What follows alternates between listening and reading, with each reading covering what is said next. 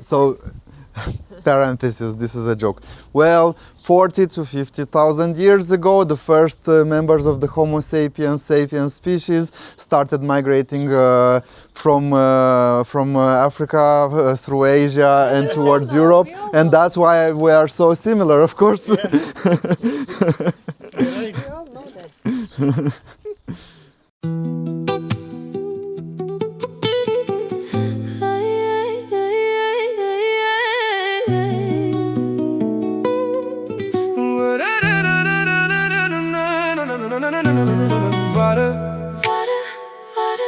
Vara, primăvară, de la plugurile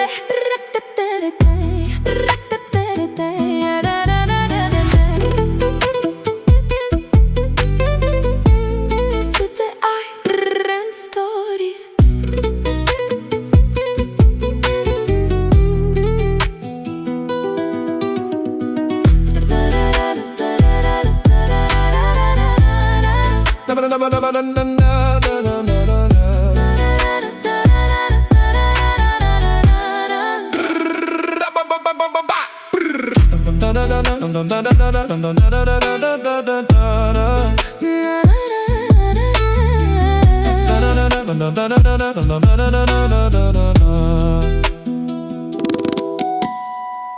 So, Oh wow! this is our museum of ethnography. It's a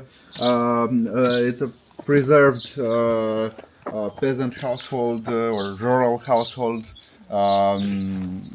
typical for the late 19th century, maybe the 1870s, 1880s, 1890s, and early 20th century. You can see the traditional architectural style, the thatched roof. Now, if you want to do a traditional thatched roof, you have to spend on the roof alone probably more than you spend on the rest of the house, because there's only one or two thatchers left alive. So we can go in the main house, but as you can see, as you'll see, the main house is rather small, and this is especially since families in the late 19th and early 20th century were rather on the large side, and you can see the house only has 2 rooms, but for all intents and purposes, you can assume it only has 1 room, because this room, called in Romanian the Casa Mare,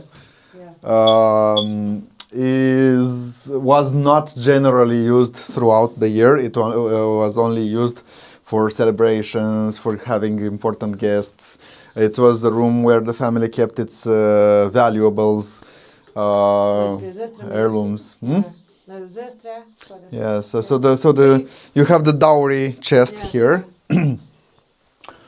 Traditional clothes. So many similarities in our cultures. Yes, this is a manyatta. Yeah. And like, how many kids do most family have? If we talk late 19th, early 20th century, families would have between 6 and 10 children. Of course, later in the throughout the 20th century, in the 40s, 50s, you start going 5 children, 4 children. No children. No children, yes. But this is of course culturally understandable, because if we are talking late 19th or 18th century or earlier, you would have 10 children, of which maybe 4 or 5 would survive to adulthood. Then we have advancements in medicine in the late 19th and early 20th century. And as people realize children have a better chance of survival to adulthood, they start having less children. Fewer children, yes. So that's a natural progression. And over here, this would be the main room shared by the families. And this is a lot of handicraft here. So this is how they do. So you have here the loom. So they make the clothes. For yeah, making the clothes, also carpets, rugs.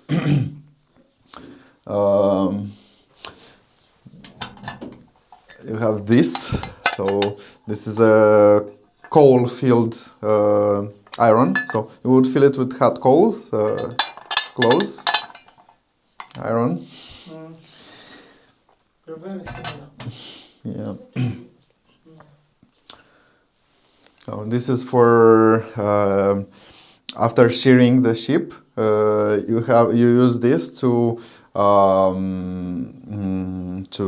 straighten the wool fibers, but also to remove impurities and to make the wool fluffy.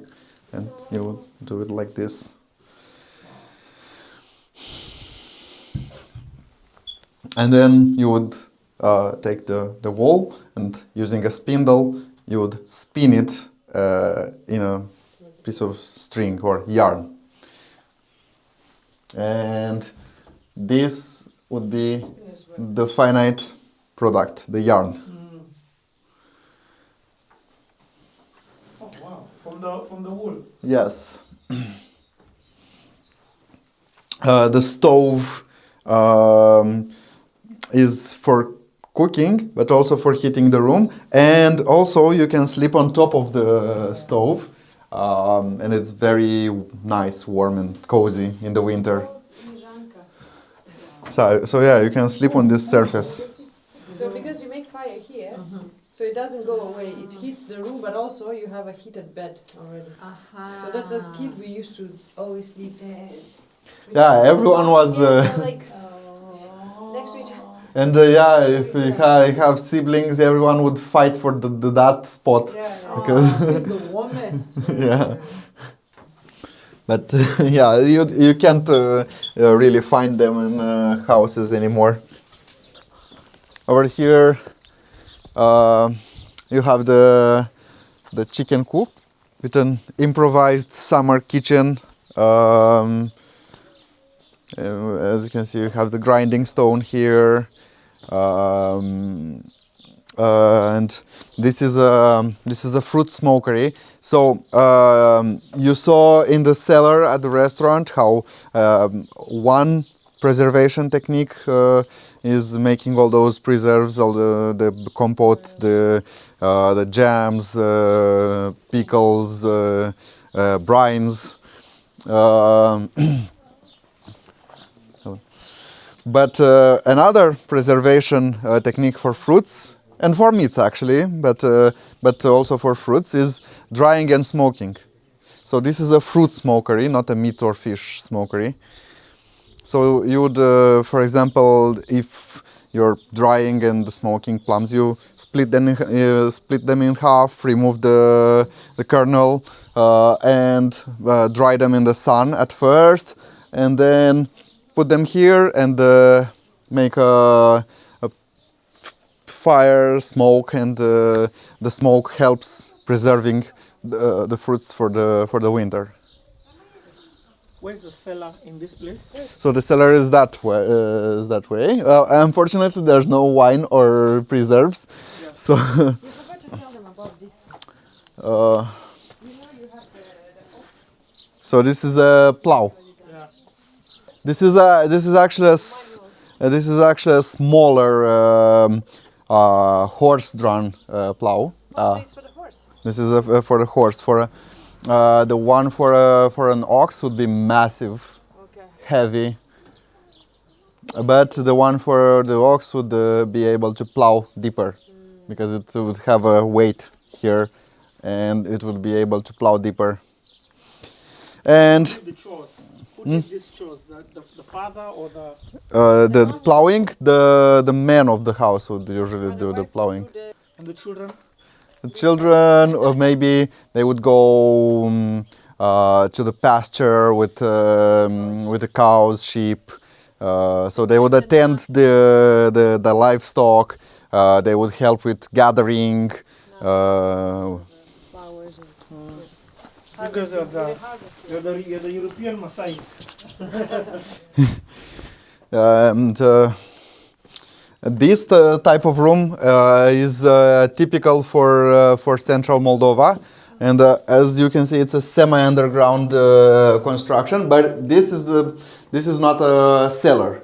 This is a winter kitchen.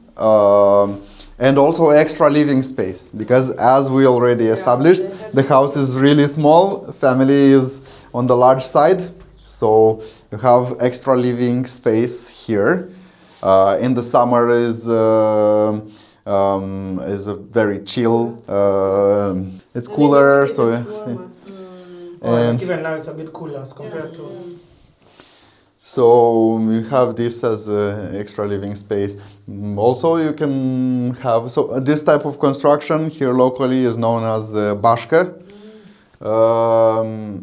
and it's always not fully underground but semi-underground. But you also have a stove similar to the one in the house. So they're cooking here.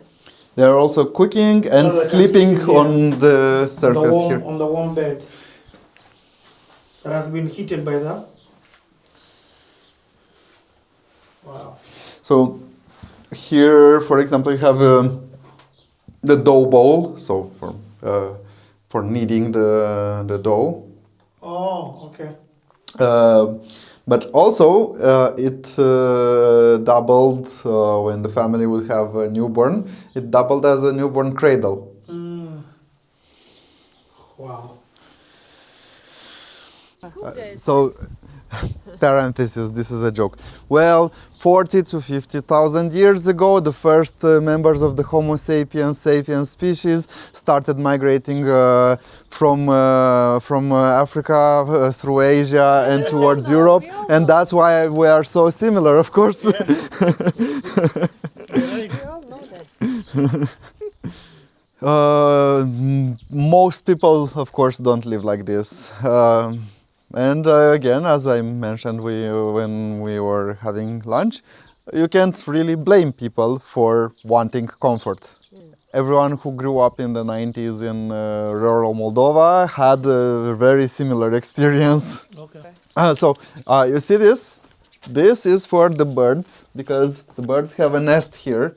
So when the cellar doors are closed, because of course you close the cellar doors because otherwise it would get really hot in here. For the air circulation. Air circulation, but particularly this one is for the birds to have access to the nest.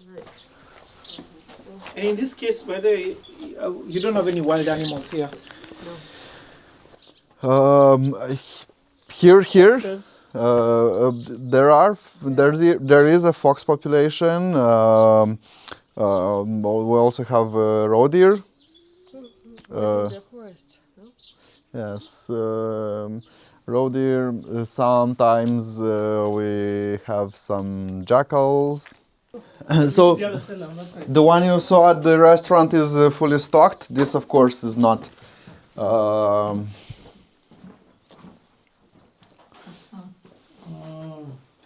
But it's the same concept. It's the same concept, yes. So So what's the rule? Do you know how much of every food that you had to keep? Was there a rule? Was there an amount?